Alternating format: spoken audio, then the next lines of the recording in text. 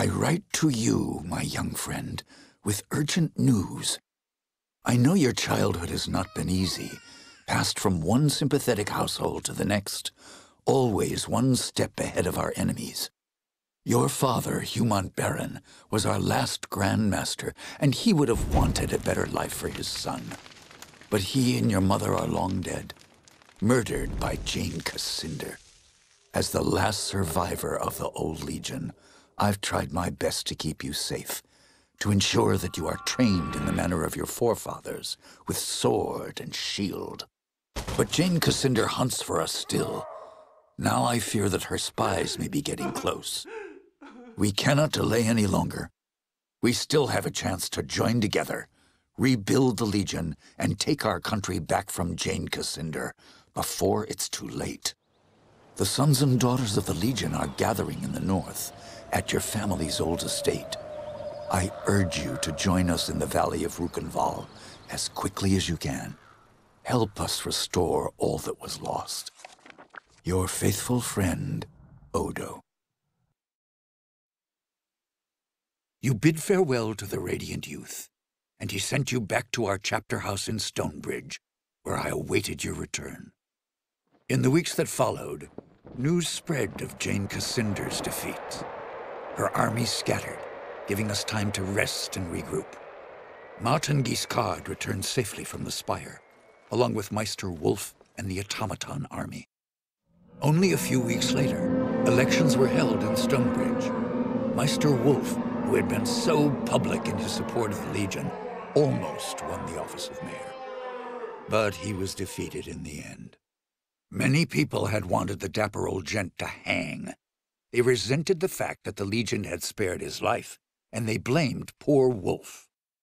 After the humiliating events in the Foundry, Meister Cassel was forced to resign as Guildmaster of Ironmongers. The Cyclopses negotiated a new contract for higher wages, and with the help of Meister Fiddlewick, formed a new workers' union. For the first time in 100 years, they were permitted to leave the Foundry and spend their newfound wealth in the markets and taverns of Stonebridge. Cyclopses are becoming an increasingly common sight in Stonebridge, and many believe that they will eventually take their place as equal citizens of the town. Archambault du Payen, formerly known as the Dapper Old Gent, proved a valuable addition to the Legion. His knowledge of Legion magic allowed us to retake control of the Sentinels that had long guarded our chapter houses and estates. But the gent couldn't leave our chapter house without drawing an angry mob. His confinement started to drive him mad. So he returned to his beloved causeways, beneath an endless sky, and he dwells there still. With the reopening of the Heroes' Crypt, pilgrims returned to the Rukenval, and merchants followed. The following winter was harsh, just as Lazar Basili feared. But thanks to the trade from the south, the people of Ravensrill stayed warm and fed. When spring came, many more pilgrims arrived, and the town of Ravensrill grew wealthy again. Lazar and his people built a new stone wall around the town, and reclaimed their abandoned houses and farmsteads from the forest. It is a happy change of fortune for a long-suffering town. In his last letter to me, Lazar added one other piece of news. Gunderic Manor has a new mistress, a witch called Leona. The manor has become a gathering place for scores of Lescanzi witches, many of whom are apparently quite beautiful. Lazar reports that the young men of Ravensrill have also begun frequenting the manor, much to the irritation of their mothers and wives. Since the local men will not hear any talk of banishing the witches, it appears that Leona and her people have found a new home, which was perhaps what she intended from the start. Queen Rosalind abandoned Glitterdelve, embarking on a tour of all the cities and towns of the West, meeting as many of her subjects as she could. The Queen showed all the energy of youth, and I think she fully expects to reunite the country in a matter of months, not years. Reality may not be so kind as Lord Devonsey has tried to make her understand. In truth, the future of this country depends more upon what we decide.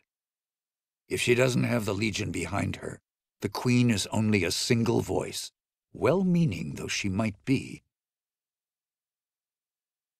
As for Devonsey himself, I think the man was impressed by your decision to spare Jane Cassinder, as the Queen had asked.